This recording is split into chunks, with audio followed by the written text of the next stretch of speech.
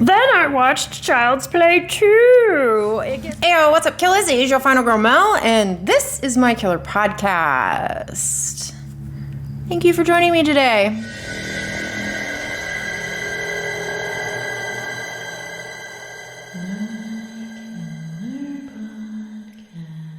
What's up, guys? Thank you so much for joining me today. If you are new here, I am not only on YouTube, I am also on Instagram, Letterboxd, TikTok. I have a Patreon page that you can join, and I'm also part of a Discord group called The Movie Room. All of those links will be in the description box below. Please join me on all my socials. Also, kill that like button, subscribe, and bell for future notification on upcoming content. Today, we're going to be doing my Letterboxd reviews for the month of August, and I am going to be honest with you, I watched a lot of movies in August. There was a time frame in there where I was sick and all I had to do was sit and watch movies all day, and that is exactly what I did.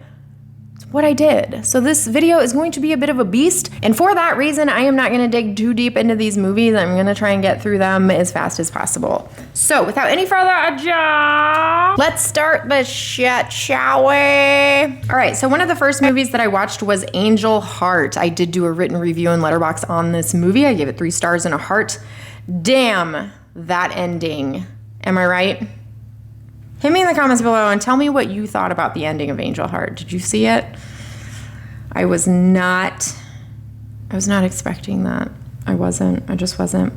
Next up on the list, I watched Flatliners, which you guys know from my review that I absolutely love and adore this movie. It was from my childhood, and I will always be a part of me, and I will continue watching it over and over and over again. It is a great movie. I gave it 5 stars. 5 stars. 5 stars and a heart. I also ended up watching The Pit. I don't remember why I watched this movie. I think we were studying up on our Little Monsters episode on the Rad Pack. If you have not seen that, I will try and remember to link it below. But because of that episode, I did watch a lot of Little Monster movies that you will see. The Pit was one of them. I think I ended up deciding that The Pit wasn't exactly a Little Monsters movie. The monsters, prospectively, they could have been little, but they also looked big. So the movie's a little weird. I gave it 2 stars and a heart. Like, I did have a little bit of fun with it, but I wouldn't recommend it to anybody. Next up, moving right along. Next up, I watched The Gate. I feel like this movie is a staple in a lot of our childhoods. I gave it 4 stars and a heart. It's just a wonderful movie. It has a young Stephen Dorff in it, so that was entertaining to see. Good movie. Definitely check it out if you haven't seen it. Next up, I watched The Ghoulies. This is just a classic cheesy B horror movie. When you think of cheesy B horror movies, Ghoulies comes to mind first for me anyway. I gave it 4 stars and a heart. Upon rewatch, I forgot how much fun this movie really was. And I forgot how well done it was. I mean, it is a well done movie. The practical effects are a little cheesy, but it's pretty good. Next up, I watched Ghastlies. I gave this 2 stars and a heart. It is a fun mini monster cheesy horror movie, but it is more on the low budget side than I would have liked. The puppets were a little more unrealistic than I prefer, but it was definitely entertaining. So check it out. I believe it's free on YouTube if you want to dive into that. I got my Child's Play movies in 1 through 3 from Scream Factory. Actually, I believe I ordered them from Best Buy, but I did run through all of these when I was 6. So Child's Play, the first one, got 5 stars and a heart from me. You cannot beat the first Child's Play movie. I don't give a shot what anybody says. Chucky is absolutely horrifying and hilarious in that first movie, and I absolutely love it. Child's Play is one of my favorite series. So there you have it. Next up, I watched Men. I gave it 3 stars and no heart because I did not really enjoy this movie. And it's mainly 100% because of the end. The movie was beautifully shot. It had me all the way up until the end. It is a slow burn. It was creepy in all of the right ways. I feel like they were trying to be weird for the sake of being weird because it's A24, and they really lost me in the end of that one.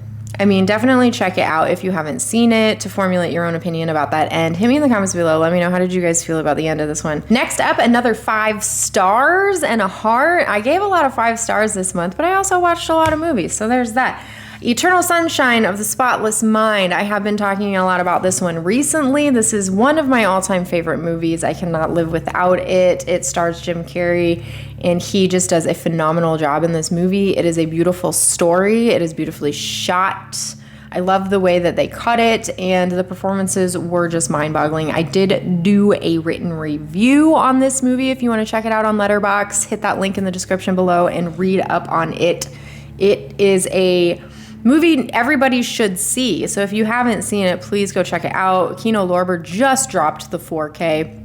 It's a beautiful transfer, and it's highly worth buying and adding to your collection. Then I watched Child's Play 2. It gets 4 stars and a heart with me. This could have easily been a 5-star movie for me. The first Child's Play and second Child's Play are the best in the series by far. Chucky, just his doll appearance is absolutely horrifying. He really kind of goes more along the comedy in this one as well. It's pretty horrifying, so definitely check that one out if you haven't seen it. Then I watched Child's Play 3. I gave it 3 stars and a heart. I do like this one. But they had an opportunity to use the same kid, and they didn't. They changed the storyline for whatever reason.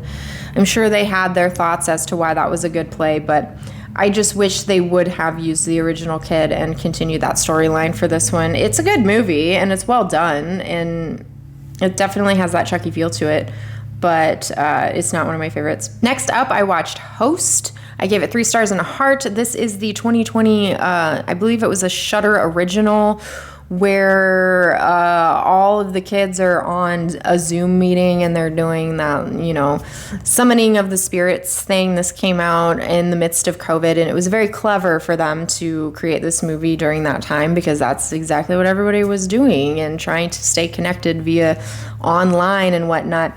This movie had some pretty epic, scary moments in it, and I did enjoy it quite a bit, so I definitely recommend checking it out. I also watched Session 9. I heard legends about this movie. I gave it 3 stars and a heart. I did not think it was very scary, and I went into it thinking it was going to be horrifying, so I think that's what altered my opinion about it a little bit. It was a good watch, and it was a good movie, but it didn't hit that scare factor for me. And the same goes for this next one. I heard legends about the Poughkeepsie tapes. I did do a written review in Letterboxd, so please go check that out. I gave it 3 stars and a heart. I was disappointed in this one because it had everything. It had everything it needed for the makings of a truly horrifying found footage movie, and they dropped the ball by going too over the top with it. If you want to read my Letterboxd review, it explains kind of where it fell short for me. It was just, I wanted this to be exactly what it should have been, if that makes any sense. It's basically about this murderer. He leaves behind all these tapes for the cops to find, and then they have to rummage through the tapes to see what he did, and that storyline in its own is horrifying, especially because they didn't have the guy. He was still out there and he was still killing people, and they made him a little weirder than they needed to. They could have portrayed him in more of a serious, like, unknown or unnamed persona, but they gave him this masked theatrical character, and it was a bummer. It was a bummer. I thought that was going to be number 1 on my found footage list, but it's not. Next up, I watched Street Fighter. I gave it 3 stars and a heart. I remember liking this one more when I was a kid, I think, and that's where it fell short. It didn't hold up for me, I guess. And then I watched Bad Milo. This was also in preparation for our Mini Monsters episode on the Rad Pack, and I gave it 4 stars and a heart. This falls perfectly into my cheesy B-horror love for movies. Milo, the little monster in this movie, is adorable, and he lives in this guy's butt, which is incredibly hilarious. So check it out if you haven't seen it. Next up, I watched Last Looks. This is actually a double watch for me. I have watched this already. I think I might have even talked about it before. I gave it 3 stars and a heart. It's just kind of a fun detective whodunit movie, and it's not the greatest movie of all time, hence the 3 stars and a heart, but I find it incredibly rewatchable. and comforting. So that might end up on my comfort movie list. Then I watched Dog Soldiers, and you guys know that I am epically disappointed in myself for not buying the second sight release of this one. I get it. But this was a blind buy for me, and I'm trying not to spend a lot of money on blind buys just because a lot of times I end up watching the movie and not really liking it a whole lot. But this one, I liked it a whole bunch. I gave it 4 stars and a heart. This movie was fucking awesome. It was badass.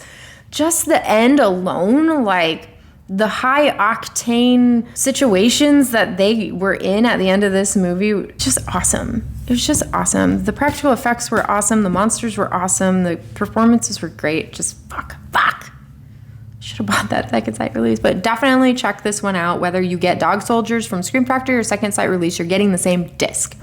Second sight release did the transfer for this movie, and Scream Factory is using that disc. So if that's all you care about is the disc in the movie, opt for Scream Factory, buy it from somewhere else, Amazon or Best Buy. You'll get it for $27.99 or some shit like that. But if you want it in all its glory, get that second sight release, 100%. Then I watched... I don't even want to talk about this one because it's a little embarrassing. I watched After. It's literally a straight romance movie. It's not even a romantic comedy.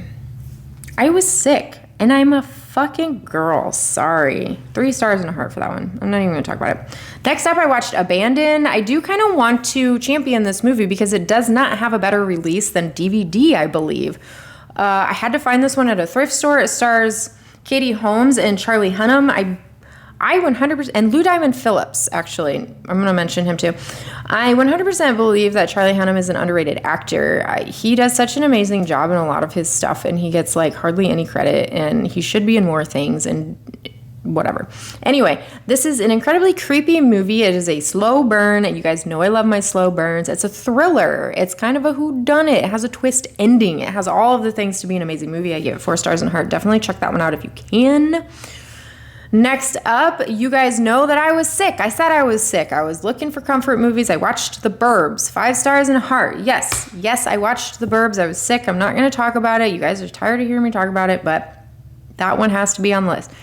And then finally, the last watch of the month. I am so sorry this is so fucking long, but I did watch the Evil Dead remake. Everybody has just been spouting off about this movie on the tube lately. And it had been a really long time since I've seen it. And I remember being really pissed off when I saw it the first time. But I truly in my heart believe that I was really pissed off because they remade one of my favorite movies, and that is Evil Dead. So I can't hang with that, or at least I couldn't hang with that when I was younger. I can hang with it a little more now that I'm old and wise.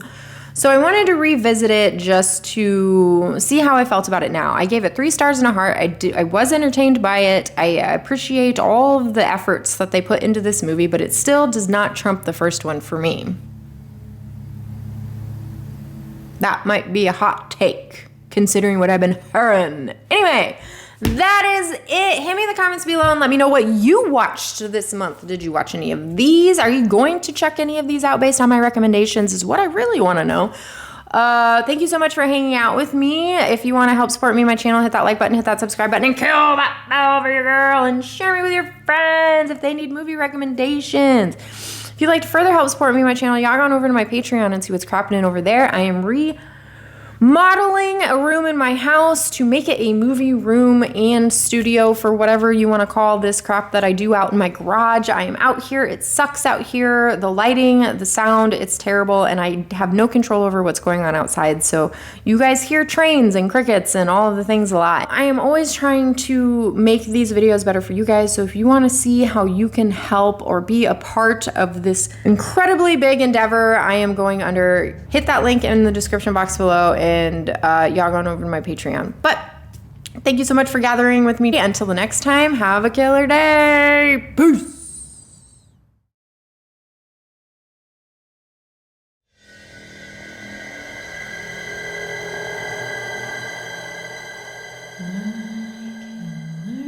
My Killer Podcast.